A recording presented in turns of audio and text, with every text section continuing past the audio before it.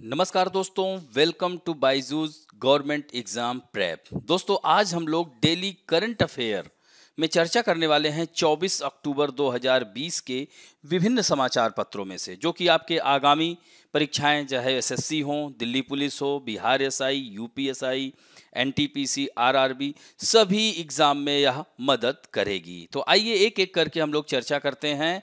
जैसा कि राष्ट्रीय मामलों में बात करते हैं, पहली खबर है Punjabi version of age appropriate fitness protocol launched. तो दोस्तों, फिट इंडिया मूवमेंट तो सुना होगा, जो कि 2019 में शुरू किया था हमारे देश के प्रधानमंत्री ने। तो फिट इंडिया कार्यक्रम इंदिरा गांधी स्टेडियम में 2019 से स्टार्ट हुआ था। तो उसी का अब पंजाबी वर्जन या पंजाबी संस्करण प्रस्तुत किया जा रहा है। और पंजाब के खेल और एनआरआई मामलों के मंत्री हैं श्री राणा गुरमीत सिंह सोढ़ी ने फिट इंडिया आंदोलन के तहत सभी आयु समूहों के लिए आयु उपयुक्त फिटनेस प्रोटोकॉल का पंजाबी संस्करण, ये ध्यान रखिएगा, यानी पंजाबी वर्जन। और इसे कौन कर रहा है, ये दूसरा प्रश्न बन जाएगा कि किस वर्जन में किया गया, पंजाबी, बंगाली, गुजराती, इस तरह से प्रश्न पूछ लेगा। या दूसरा प्रश्न क्या बनेगा कि भारतीय खेल प्राधिकरण और national institute of sport Patiala पहल के तहत इसे लॉन्च किया गया, यानी this was launch under initiative of sport authority of India and national institute sport of Patiala. और यह पूरे देश में फिटनेस के बारे में जानकारी देगा, पूरे देश में, ये ध्यान रखेंगे। इसमें आप देख सकते हैं कि फिट इंडिया, जैसा कि मिशन का नाम है, हमने आपको बताया कि 2019 से, कब से, 29 अगस्त 2019 से यह स्टार्ट हुआ था। तो इसमें 3 फैक्ट आपको मिले। दूसरी महत्वपूर्ण खबर की एनीमिया मुक्त भारत इंडेक्स, यानी स्वास्थ्य और परिवार कल्याण मंत्रालय, ये देखिए यहां पर यही पूछ लेगा किस मंत्रालय के द्वारा, यानी ministry of health and family welfare and UNICEF, यह अंतर्राष्ट्रीय संगठन है, ने पूरे भारत में एनीमिया के प्रसार को कम करने के लिए एक पहल शुरू की है। उसका नाम क्या है, एनीमिया मुक्त भारत। और एनीमिया मुक्त इंडेक्स स्टार्ट किया गया है, जिसमें चंडीगढ़ में राष्ट्रीय स्वास्थ्य मिशन की 8वीं शासी निकाय बैठक के दौरान यह सूचकांक या इंडेक्स जारी किया गया। अब यही पूछ लेगा कि कहां जारी किया गया, तो प्रश्न बन गया चंडीगढ़ में। फिर Haryana state has the best anaemia मुक्त भारत, यानी एएमबी इंडेक्स में 29 ऑफ स्टेट्स में इसका जो स्थान है सबसे अच्छा एनीमिया मुक्त भारत में, तो वह हरियाणा राज्य का है। फिर इसी में दूसरा महत्वपूर्ण है, और इसका देख सकते हैं कि 93%, ध्यान रखेंगे, यानी सबसे ज्यादा टीकाकरण कहां पर हुआ है, हरियाणा, यानी अचीव 93% इम्यूनाइजेशन, ध्यान रखेंगे।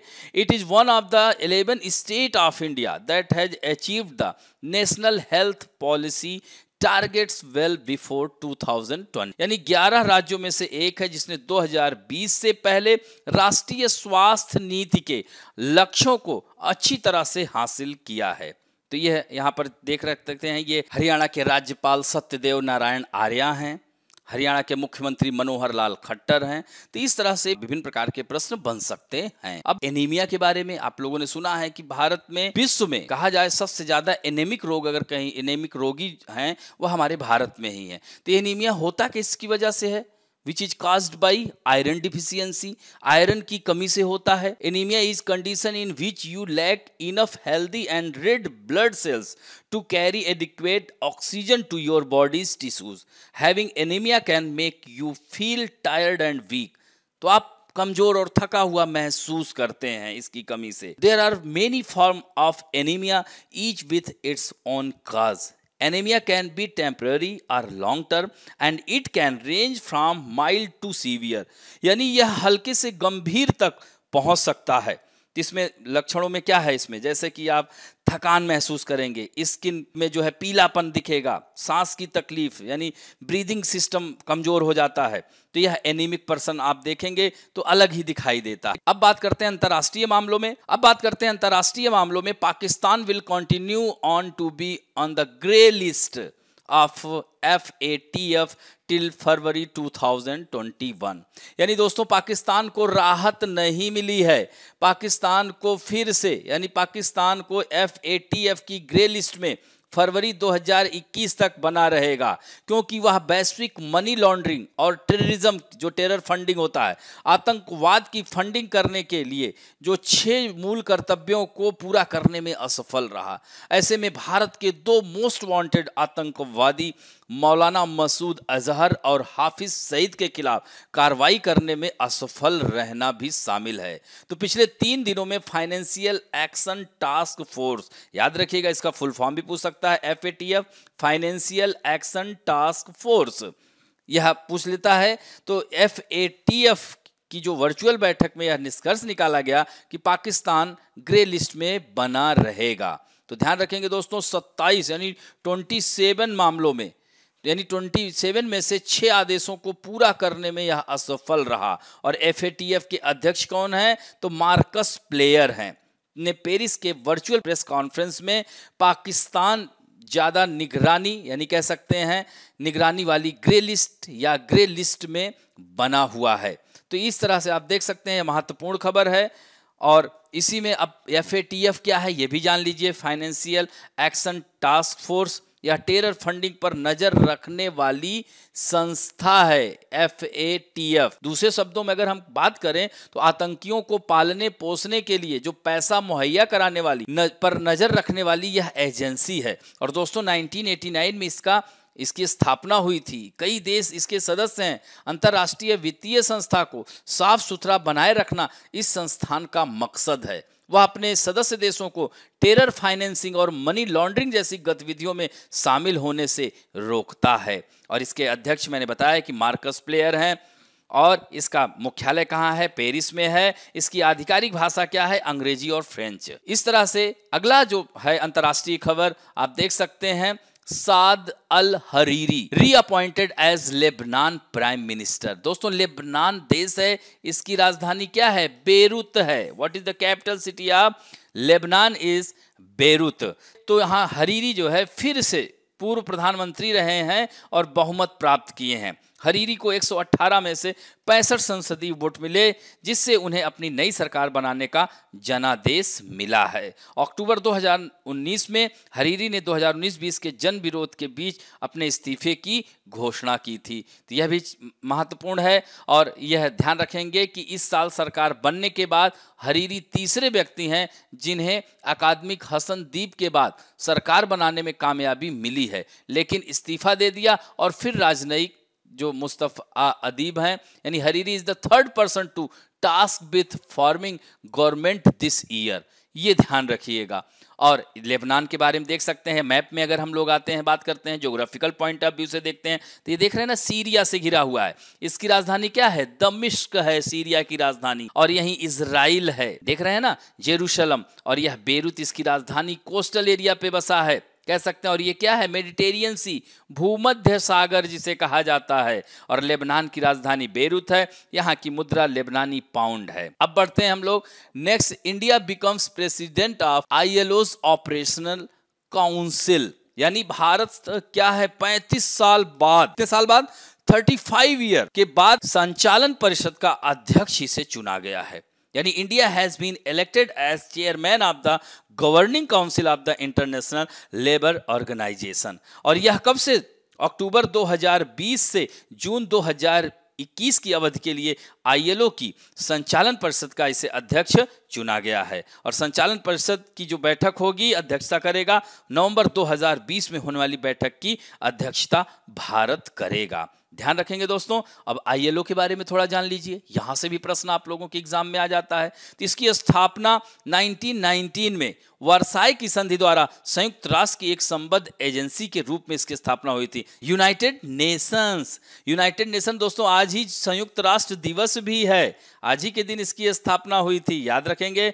और in the year of 1946 it become the first specialised agency affiliated to the United Nations. यानी संयुक्त राष्ट्र की विशेष एजेंसी कब बना? 1946 में। और इसका हेडक्वार्टर कहाँ है? जेनेवा, स्विट्जरलैंड, जिसकी कैपिटल बर्न है। और इसका उद्देश्य यह है कि social justice is necessary for global and lasting peace. और पूरा 193 UN में जो मेंबर हैं, जिसमें से 187 ILO के मेंबर हैं। और 1969 में इसे नोबेल पुरस्कार से सम्मानित किया गया था 1969 में। आईएलओ के संस्थापक यानी भारत कब संस्थापक, यह वर्ष 1922 में आईएलओ के संचालन निकाय का स्थायी सदस्य है, ये ध्यान रखेंगे दोस्तों।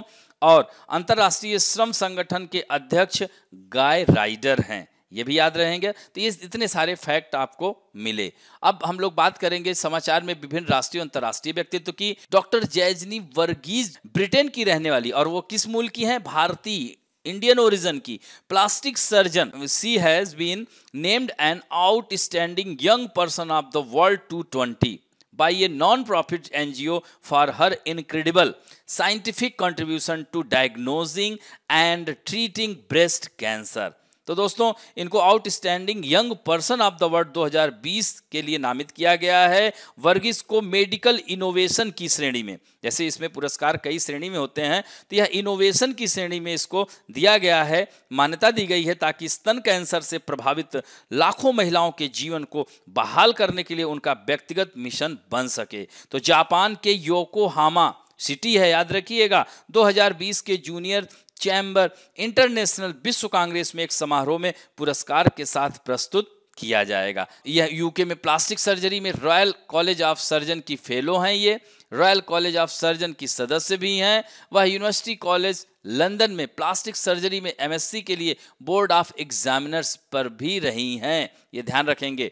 अब बात करते हैं सुशील कुमार सिंघल, ये कौन है महाशय, तो सुशील कुमार सिंघल 2000 बैच के आईएफएस यानी इंडियन फॉरेन सर्विस सोलोमन द्वीप है, ध्यान रखेंगे, भारत के अगले उच्च आयुक्त के रूप में इनको चुना गया है। वे वर्तमान में पापुआ न्यू गिनिया, कहाँ है देश पापुआ न्यू गिनिया, तो यह ऑस्ट्रेलिया के ऊपर ही है कि नहीं, मानचित्र में देखेंगे, जिसकी राजधानी पोर्ट मार्सिबी है। तो स्वतंत्र राज्य में भारत के उच्चायुक्त रूप में कार्यरत है वर्तमान में, तो ये ध्यान रखेंगे इनको। और यहाँ देख रहे हैं सोलोमन द्वीप के बारे में थोड़ा जान लीजिए, तो इसकी राजधानी है होनियारा, ध्यान रखेंगे, होनियारा इसकी राजधानी है। इसकी मुद्रा है सोलोमन द्वीप डॉलर। और ये देख रहे हैं ना, ये पैसिफिक ओशियन में स्थित द्वीपीय देशों के समूह को ओशिनिया कहा जाता है, तो ये ओशिनिया का ही पार्ट है। ये देख रहे हैं ना, पापुआ न्यू गिनिया, ये ऑस्ट्रेलिया है, तो ऑस्ट्रेलिया ऊपर देख रहे हैं ना, बास स्टेट और टॉरस स्टेट, तो ये टॉरेंस जल संधि है, टॉरेंस स्टेट, तो यह पापुआ न्यू गिनिया और ये केप यार्क पेनिनसुला है ऑस्ट्रेलिया का। यहाँ पर विश्व का सबसे अधिक बॉक्साइट, विश्व की सबसे बड़ी बॉक्साइट की खान वीपा सुना होगा दोस्तों, वीपा यहीं पाई जाती है, विश्व की सबसे बड़ी बॉक्साइट की खान है, मानचित्र में देखिएगा। और यही मकर रेखा ऑस्ट्रेलिया के मध्य भाग से गुजरती है। यहीं पर विश्व की सबसे लंबी प्रवाल भित्ति ग्रेट बैरियर रीफ है, longest coral reef is great barrier reef. और ये कोरल सी है, इधर अराफुरा सी है, तो इस तरह से दो सागरों को जोड़ती है और अलग करती है। कौन सी जल संधि? टॉरेंस जल संधि। और नीचे ऑस्ट्रेलिया में आपने पूरा मैप देखेंगे तो यहाँ पर बास स्टेट लिखा होगा, जो कि ऑस्ट्रेलिया और तस्मानिया को अलग करती है। तो ये देख रहे हैं ना, सोलोमन आइलैंड यहाँ पर है, होनियारा इसकी राजधानी है, और पापुआ न्यू गिनिया की पोर्ट मार्सिबी राजधानी है। अब बढ़ते हैं बैंकिंग और वित्त संबंधी समाचारों में। Indian bank IIT Madras impact for startup funding, यानी इंडियन बैंक का नाम तो सुना है। इंडियन बैंक ने आईआईटी मद्रास इनक्यूबेशन सेल के सहयोग से स्टार्टअप यानी आई&डी स्प्रिंग बोर्ड के लिए फंडिंग शुरू की है। यानी आई&डी spring board in collaboration of IIT Madras incubation cell, ध्यान रखेंगे दोस्तों, यह महत्वपूर्ण है। चेन्नई मुख्यालय वाला बैंक आईआईटी एमआईसी के साथ इस सहयोग के माध्यम से स्टार्टअप के लिए वित्त पोषण में अंतर को कम करना चाहता है। तो इस तरह से आईआईटी एमआईसी जो प्रौद्योगिकी के साथ स्टार्टअप को संदर्भित करेगा और बैंक को नगदी प्रवाह प्रदान करेगा। व्यवसाय मॉडल पर बैंक को सलाहकार का विस्तार भी करेगा, और बैंक अपनी कार्यशील पूंजी आवश्यकताओं या मशीनरी उपकरण की खरीद के लिए स्टार्टअप को 50 करोड़ तक के ऋण का विस्तार करेगा, ध्यान रखेंगे। और इंडियन बैंक का ये देख सकते हैं, कभी कभी लोगो भी आ जाता है एग्जाम में। और इंडियन बैंक का हेडक्वार्टर कहाँ है? चेन्नई तमिलनाडु में है, यहाँ पर आप देख सकते हैं चेन्नई। और इंडियन बैंक के सीईओ कौन है? पद्मजा चुंदरू, इनका नाम अभी हम 1-2 दिन पहले ही चर्चा किए थे। Indian Bank tagline your own bank, banking that's twice as good, ठीक है, तो इसे हिंदी में दिया गया है। अब बढ़ते हैं नेक्स्ट खबर की ओर। पुस्तकें और पुरस्कारों में आज महत्वपूर्ण पुस्तक है अनुभवी भोजपुरी लेखक पांडे कपिल द्वारा लिखित बहुचर्चित भोजपुरी ऐतिहासिक यह नॉवेल है। इसका नाम है फूल सूनी। ध्यान रखेंगे तो फूल सूनी जो उपन्यास है इसका अंग्रेजी में अनुवाद किया गया है और यह पुस्तक अंग्रेजी में अनुवादित पहला भोजपुरी उपन्यास है, इसलिए चर्चा में है दोस्तों। और इसके अनुवाद अकादमिक लेखक गौतम चौबे ने किया है और इसे पेंगुइन रैंडम हाउस इंडिया के हैमिल्टन के तहत अगले महीने में इसको छापा जाएगा, इसको प्रकाशित किया जाएगा। ठीक है, अगले टॉपिक की ओर खेल समाचारों में आप देख सकते हैं ओस्ट्रावा ओपन टेनिस टूर्नामेंट, यानी इसमें आप देख रहे हैं बहुत बड़ा उलटफेर हुआ है। क्वालिफायर वेरोनिका कुदेरमेतोवा ने दूसरी वरीयता प्राप्त कैरोलिना प्लिस्कोवा, अब सोच लिए सेकंड सीड टॉप सीड में दूसरे स्थान पर हैं, टॉप पर भी रही हैं प्लिस्कोवा, उनको हराकर ओस्ट्रावा ओपन टेनिस टूर्नामेंट के क्वार्टर फाइनल में प्रवेश किया है। और यह रूसी खिलाड़ी कौन, यहां ध्यान रखिएगा, वेरोनिका कौन है, रूसी खिलाड़ी हैं। अगले दौर में अमेरिका की जेनिफर ब्राडी के खिलाफ खेलेंगी जिन्होंने क्वालिफायर डोरिया कास्ताकिना को हराया है। एक अन्य मुकाबले में तीसरी सीड आर्यना साबलेंका ने निर्णायक सेट में पिछड़ने के बाद वापसी करके अमेरिका की कोको गॉफ को मात दी है। तो यह आप देखिए 4-5 खिलाड़ी हो गए, ये टेनिस प्लेयर हैं और सीधे मिलान करने को आ जाता है, इसीलिए हमने यहाँ पर दे दिया है। कैरोलिना प्लिस्कोवा कहाँ की हैं, चेक गणराज्य की हैं। जेनिफर ब्रैडी कहाँ की हैं, तो अमेरिका की हैं। डेरिया कास्तिकीना कहाँ की हैं, तो रूस की हैं। और आर्याना, यहाँ पर देख रहे हैं आर्यना साबालेंका, यह बेलारूस की हैं। और कोको गॉफ कहाँ की हैं, अमेरिका की हैं। तो इस तरह से दोस्तों मिलान करने को आता है, तो इन्हें ध्यान रखिएगा। अब महत्वपूर्ण दिवस में जैसा कि हमने बताया कि आज यूनाइटेड नेशन डे है, 24 अक्टूबर 1948 से संयुक्त राष्ट्र दिवस के रूप में मनाया जाता है। संयुक्त राष्ट्र की स्थापना 1945 में सभी के लिए शांति, विकास और मानव अधिकारों को एहसास करने के लिए सामूहिक कार्रवाई का समर्थन करने के लिए की गई थी। और सुरक्षा परिषद के 5 परमानेंट मेंबर कौन कौन से हैं, चीन, फ्रांस, सोवियत संघ, यूनाइटेड किंगडम, संयुक्त राज्य अमेरिका सहित अपने हस्ताक्षरकर्ताओं के बहुमत द्वारा संयुक्त राष्ट्र चार्टर के अनुसमर्थन के साथ यह अस्तित्व में आया। तो वर्ष 2020 में संयुक्त राष्ट्र की कौन सी वर्षगांठ होगी, 75वीं, और इसके संस्थापक चार्टर को चिन्हित किया गया है। तो यूनाइटेड नेशन डे 50 देशों के प्रतिनिधियों द्वारा चार्टर पर 26 जून 1945 को ही साइन कर दिया गया था। पोलैंड, यह क्या है, यूरोपियन कंट्री है जिसकी राजधानी क्या है, वारसा, जिसे सम्मेलन में प्रतिनिधित्व नहीं किया गया था, उसके बाद हस्ताक्षर किए और मूल 51 सदस्यों में से एक देश बन गया था। और संयुक्त राष्ट्र आधिकारिक रूप से 24 अक्टूबर 1945 को अस्तित्व में आया, जब चीन, फ्रांस, सोवियत संघ, यूनाइटेड किंगडम, यूएसए और अधिकांश अन्य हस्ताक्षरकर्ताओं द्वारा चार्टर की पुष्टि की गई थी। संयुक्त राष्ट्र नाम संयुक्त राज्य अमेरिका के राष्ट्रपति फ्रैंकलिन डी रूजवेल्ट द्वारा लाया गया था और संयुक्त राष्ट्र पहली बार द्वितीय विश्व युद्ध के दौरान 1 जनवरी 1942 को घोषणा में इस्तेमाल किया गया था। दोस्तों, जब द्वितीय विश्व युद्ध के बाद पूरे विश्व में कह सकते हैं अंधकार सा छाया हुआ था, तो इस तरह से आप देख सकते हैं ढेर सारे संगठनों का उदय हुआ, चाहे वह संयुक्त राष्ट्र संघ हो, चाहे वह यूनेस्को हो, ये सारे संगठन मानवता की रक्षा के लिए आगे आए। ध्यान रखेंगे दोस्तों, यहाँ पर देख सकते हैं ये लोगो है, कभी कभी ये भी आ जाता है। यूनाइटेड नेशन हेडक्वार्टर कहाँ है, न्यूयॉर्क में है।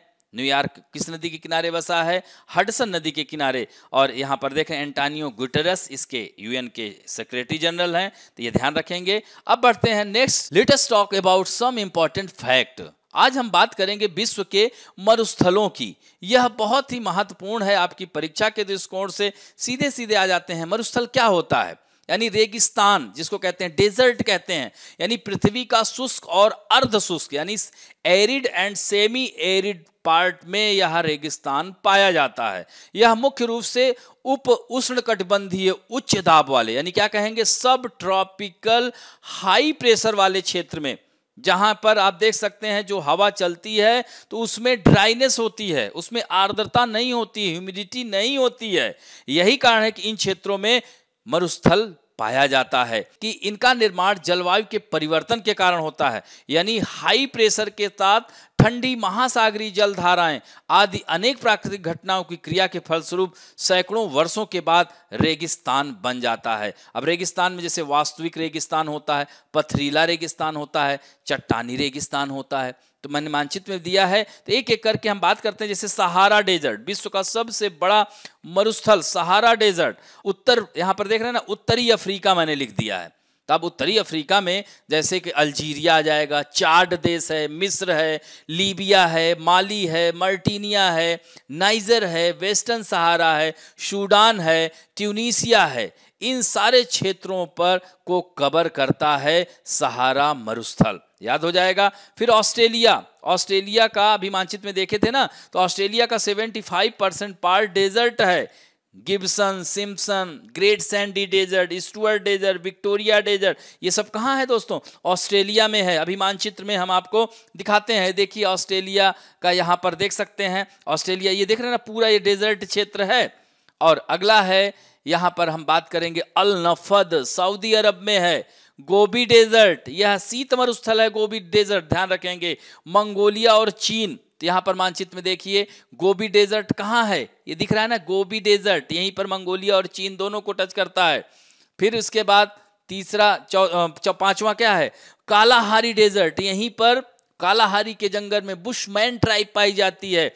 बोत्सवाना देश है अफ्रीका महाद्वीप में, जिसकी राजधानी गैबरोने है। ये देख रहे हैं ना कालाहारी। और ये नामीबिया में है, नामीबिया की राजधानी विंडहोक है। और ये बोत्सवाना में कालाहारी के जंगल या मरुस्थल पाए जाते हैं दोस्त। अब बात करते हैं, इसके बाद देख रहे हैं ना टकलामकान डेजर्ट, चीन के सिक्यांग प्रांत में। यहाँ मानचित्र में देखिए, यह जो है, यह यहाँ पर गोबी, यहीं इसमें मानचित्र नहीं दिया, आपने वाले मानचित्र देखना, तो यहाँ टकलामकान डेजर्ट मिलेगा। इसके बाद आता है सोनेरान डेजर्ट, यह अमेरिका और मैक्सिको, सोनेरान डेजर्ट, यहाँ पर आप मानचित्र में देखिए कहाँ दिख रहा है, ये देख रहे हैं ना, मोहेव डेजर्ट है। और ये यहीं पर सोनेरान डेजर्ट मिलेगा। नेक्स्ट है, बात की जाती है मोहेब डेजर्ट भी देखिए मिल गया है, आगे हम चर्चा करेंगे। नामीब डेजर्ट बताया था कहाँ, नामीबिया, इसकी राजधानी विंडहोक है। Karakum desert, Karakum desert Turkmenistan में, ये देख रहे हैं यहाँ तुर्कमेनिस्तान, ये है, ये काराकुम डेजर्ट है, याद हो जाएगा। अब इसी तरह से अगला है थार डेजर्ट, विश्व में सबसे अधिक जनसंख्या वाला मरुस्थल अगर बात की जाए तो यह भारत और पाकिस्तान क्षेत्र में फैला हुआ है। ये देख रहे हैं ना, ये थार डेजर्ट है, पाकिस्तान को भी स्पर्श करता है। अब बात करेंगे, अगला है यानी 11वां अटाकामा डेजर्ट, चिली में है। आइए मानचित्र में देखते हैं, ये देख रहे हैं ना अटाकामा डेजर्ट, विश्व का सबसे शुष्कतम मरुस्थल, वर्ल्ड ड्राइएस्ट डेजर्ट। अपना एटलस खोलिएगा तो यहीं पर अरिका और इकीके शहर मिलेंगे। इन्हें घोस्ट टाउन कहा जाता है, कई सालों से यहाँ वर्षा नहीं हुई है। तो विश्व का सबसे ड्राइएस्ट डेजर्ट है कौन, ध्यान रखेंगे दोस्तों, अटाकामा डेजर्ट। अब इसके बाद है किजिल कुम डेजर्ट, ये उज्बेकिस्तान में है।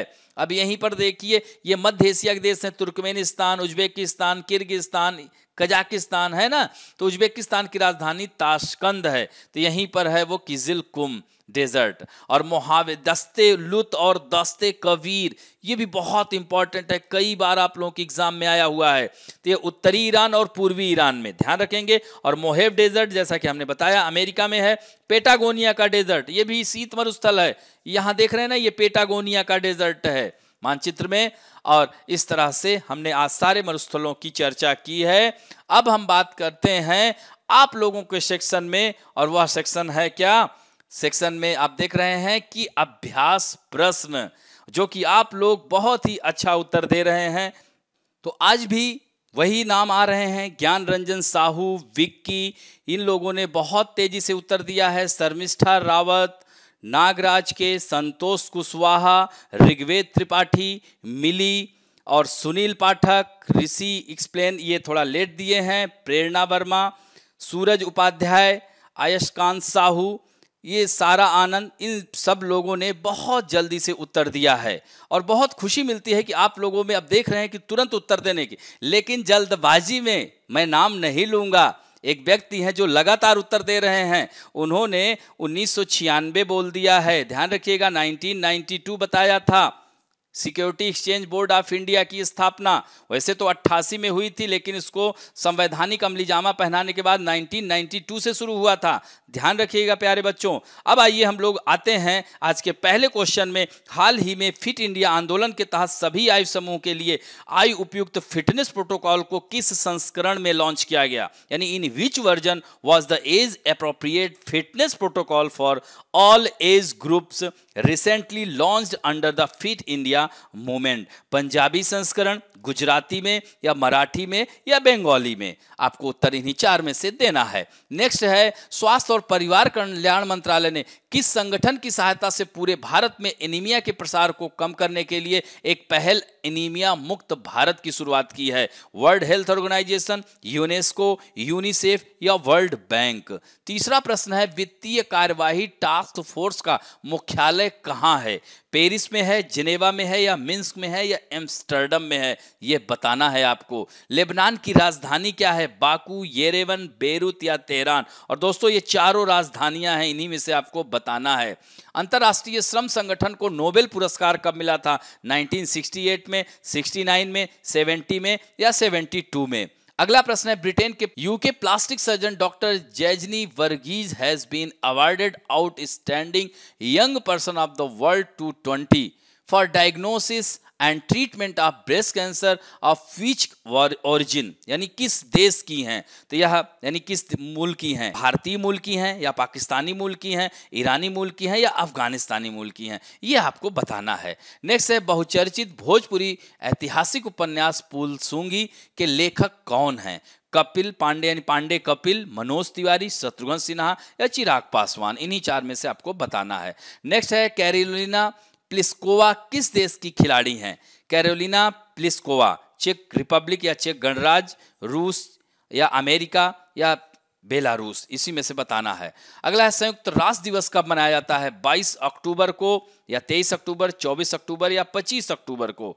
अगला है, अटाकामा डेजर्ट किस देश में स्थित है? ब्राजील में है या चिली में है, ऑस्ट्रेलिया में है या बोत्सवाना में है? तो इस तरह से दोस्तों आज हमने राष्ट्रीय अंतर्राष्ट्रीय जगत, खेल जगत, पुरस्कारों से संबंधित, दिवस से संबंधित लगभग सभी भागों को कवर किया है। आशा करता हूं कि आज का वीडियो आप लोगों को अच्छा लगेगा। अगर दोस्तों अच्छा लगे तो प्लीज लाइक, शेयर और सब्सक्राइब करना ना भूलें। थैंक यू दोस्तों।